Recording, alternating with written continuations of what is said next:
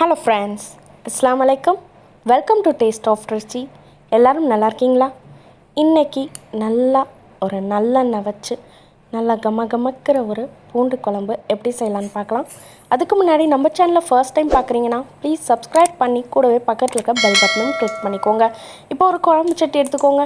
இந்த மாதிரி கரண்டியில் ஒரு 3 கரண்டி கிட்டக்க நல்லெண்ணெய் ஆட் பண்ணிக்கோங்க.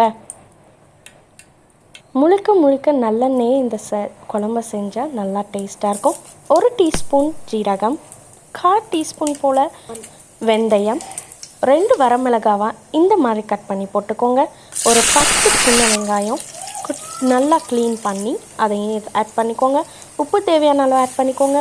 ஒரு 2 கொத்து கருவேப்பிலையை ஆட் பண்ணிக்கோங்க. சின்ன வெங்காயத்துக்கு பதிலாக பெரிய வெங்காயம் கூட நீங்கள் ஆட் பண்ணிக்கலாம்.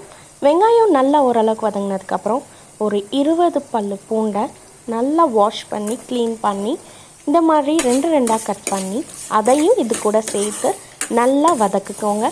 அந்த வெங்காயம் பூண்டு ரெண்டும் சேர்ந்து நல்லா ஒரு முருகலான ஸ்டேஜ்க்கு வரட்டும்.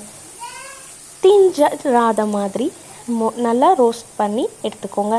இப்போ 2 டீஸ்பூன் காஷ்மீரி மிளகாய்த்தூள், 1/4 டீஸ்பூன் மஞ்சத்தூள், ஒரு 4 டீஸ்பூன் மல்லித்தூள் ஆட் பண்ணிக்கோங்க. எல்லாத்தையும் சேர்த்து நல்ல ஒரு மிக்ஸ் கொடுங்க.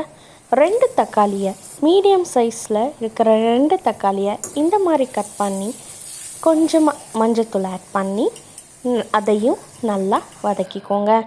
தக்காளி நல்லா வதங்கி இந்த மாதிரி எண்ணெய் நல்லா பிரிஞ்சு வரட்டும். ஒரு கிரேவி கன்சிஸ்டன்சிக்கு அதெல்லாம் நல்லா வதங்கணும். இந்த சைஸ் சின்ன ஒரு லெமன் சைஸ் அளவு புளியை தண்ணியை ஊற வச்சுருக்கேன்.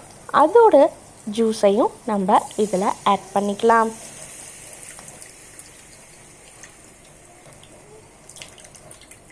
புளி தண்ணியை ஆட் பண்ணதுக்கப்புறம் அதில் மறுபடியும் கொஞ்சம் ஒரு 1/2 கப் அளவுக்கு தண்ணி ஊற்றி திரும்ப அதே சக்கையில் திரும்ப ஜூஸ் எடுத்து அந்த தண்ணியையும் இதில் ஆட் பண்ணிக்கோங்க. இப்போது எல்லாத்தையும் சேர்த்து நல்ல ஒரு மிக்ஸ் கொடுங்க. எல்லாம் நல்லா கொதித்து வரட்டும். கூடவே இன்னும் ஒரு 1/2 கப் தண்ணி கூட ஆட் பண்ணிக்கோங்க. எல்லாத்தையும் சேர்த்து ஒரு மிக்ஸ் கொடுத்ததுக்கப்புறம் நல்லா கொதித்து நம்ம ஊற்றின அந்த நல்லெண்ணெய் எல்லாம் நல்லா வெளியில் செப்ரேட் ஆகி வர அளவுக்கு நல்லா கொதிக்க வச்சுக்கோங்க.